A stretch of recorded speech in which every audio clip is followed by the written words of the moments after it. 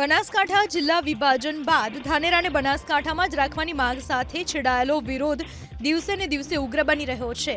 ત્યારે 21મી જાન્યુઆરીએ યોજાનાર જન આક્રોશ મહાસભાને લઈને ધારાસભ્ય સહિત પૂર્વ ધારાસભ્યો પણ મેદાને આવ્યા છે।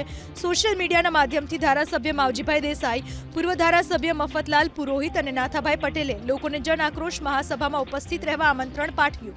એટલું જ નહીં, મહાસભામાં વધુને વધુ લોકો જોડાય તે માટે અલગ અલગ ગામમાં ડીજેના માધ્યમથી પ્રચાર પણ કરવામાં આવી રહ્યો છે।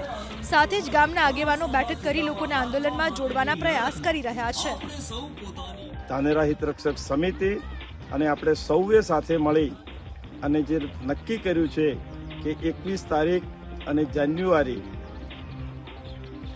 મંગળવાર બપોરે 12 વાગે મામા બાપજીના મંદિરની સામે આપણી જન આક્રોશ મહાસભાના સ્વરૂપે સરકારને આપણી વાત પહોંચાડવા માટે ખૂબ મોટી સંખ્યાની અંદર આપ આપના સાધનોની વ્યવસ્થા કરી અને વધુમાં વધુ સંખ્યા સાથે આ મહાસભાની અંદર જન આક્રોશ સભામાં આપણે જોડાઈએ।